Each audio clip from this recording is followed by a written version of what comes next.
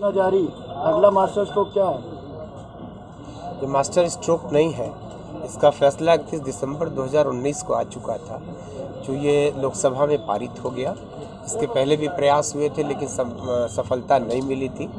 तो एक ऐसा, आपको पता है कि इस देश में न जाने कितने बाहर के लोगों का बोझ देश ढो रहा है, और जो इस देश में बहुत सारे ऐसे लोग हैं जो दूसरे देशों से अपने अन्य धर्मों को मानने वाले, चाहे वो पाकिस्तान से आए हों, चाहे वो अफ़गानिस्तान से आए हों, बौद्ध हों, सिख हो, ईसाई हों, ऐसे लोगों को इस देश में नागरिकता का अधिकार भारत देना चाहता था। अभी तक हमारा देश बहुत इस मामले में सख्त, हमारा जो कानून था वो बहुत सख्त था, इसकी जो देश का निवासी होगा वही भारत की नागरिकता का हकदार होगा। लेकिन अब ऐसे बहुत सारे लोग हैं जो दुनिया के दूसरे देशों में रहते थे, भारत आना चाहते थे, भारत उनका घर है, तो ऐसे लोगों को भी इस देश में नागरिकता का अधिकार मिलना चाहिए था।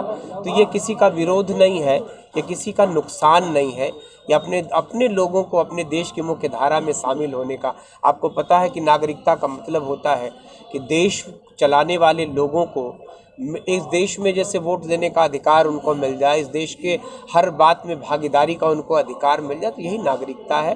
और इस देश में रह के वो इस देश के साथ चले। विपक्ष को कहाँ मान रहे हैं इस चुनाव में लोकसभा? कुछ ही राज्यों के मुखिया हैं जो नहीं मान रहे हैं। चुनाव के समय उनकी बोली भाषा बदली है, लेकिन चुनाव के बाद जैसे अन्य सारी चीज़ों को इस देश ने सहर्ष स्वीकार कर लिया, उन लोगों ने तो इस देश में भगवान रामलला की प्राण प्रतिष्ठा में भी शामिल नहीं हुए। तो ऐसी राजनीति है जहाँ की ईश्वर से ऊपर उठ के लोगों को राजनीति करना होता है। तो फिर भी मुझको लगता है कि इस पर देश एकमत हो जाएगा, इसलिए कि वो देश की ज़रूरत है और देश की बहुत बड़ी आवश्यकता है। कॉमन सिविल कोड भी अगला स्टेप? हम नहीं कहते, हम समझते हैं कि इस देश में जितने भी इस राष्ट्रहित में होने वाले काम हैं, कुछ ऐसी तमाम चीज़ें जिनको कि आपने, हमारी पीढ़ियों ने पिछले 70-75 सालों में महसूस किया कि इस देश को ऐसी ज़रूरतें थी, चाहे वो कश्मीर में धारा 370 का कलंक हो, 35A हो, भगवान रामलला की प्राण प्रतिष्ठा हो, उनके मंदिर का निर्माण हो, 3 तलाक पर हमारी मुस्लिम बहनाओं को उनका अधिकार।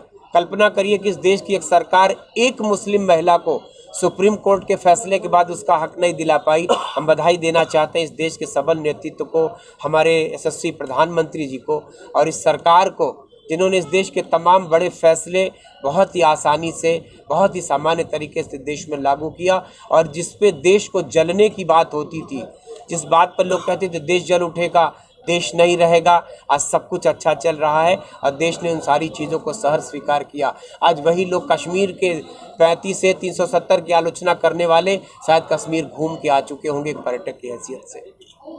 अखिलेश यादव ने एक वीडियो ट्वीट किया है, एक सड़क धंस रही है, लिखते हैं कि प्रधानमंत्री मोदी के संसदीय क्षेत्र में